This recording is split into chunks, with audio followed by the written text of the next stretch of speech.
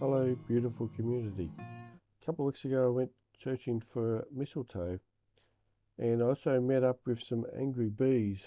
These bees were very angry because they stung me quite a few times. We hightailed it out of there very quickly.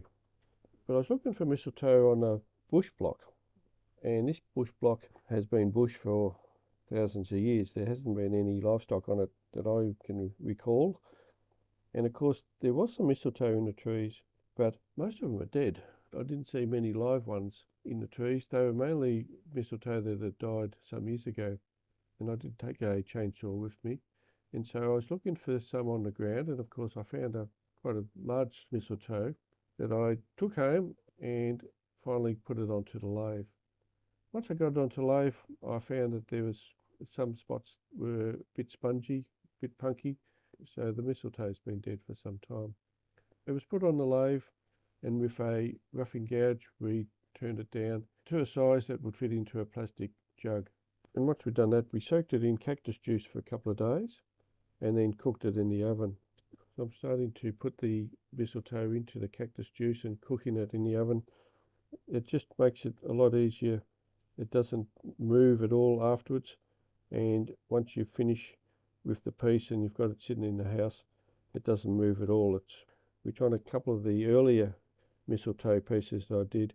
They've cracked and the wood's moved a little bit. I tend to use the cactus juice formula or process on all the mistletoe that I do from now on. So once I got it out of the oven, just needed to clean it up a little bit. There was pieces of aluminium foil, or as our northern neighbours would say, some aluminum foil stuck to it, and there was still some remnants of the cooked cactus juice on the outside. So we cleaned it up so it would fit into the plastic jug, and then there was the process of mixing resin into it. And with the plastic jug, I usually spray some canola oil just on the outside of the jug, and that makes it easier to get the piece out once the resin has set.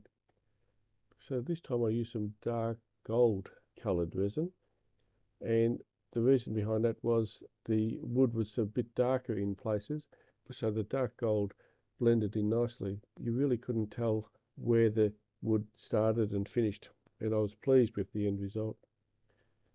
So I mixed the resin, let it set for a couple of days, and then returned and sanded into a urn.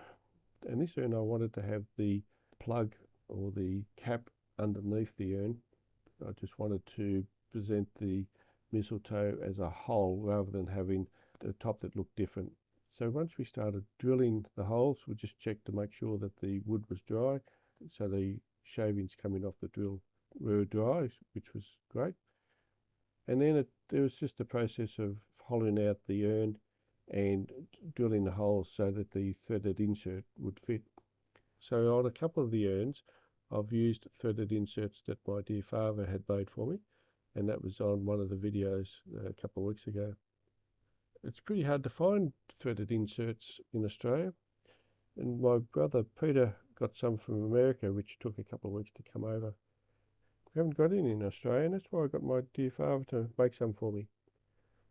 So with the ones I got from America, I used a 2-inch threaded insert, and it just took a little while to get everything in place. But finally we were able to glue up the threaded inserts into the plug and also the urn and finish it off.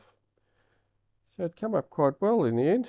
The result was a delicious mistletoe urn, and it's not a big urn. You'd probably use it for a cat or a dog or a small animal.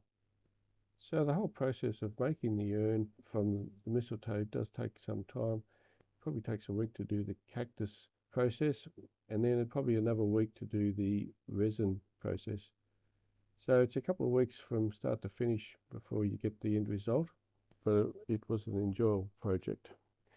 Anyway, I hope you enjoy this video. I'll see you next time. Cheerio.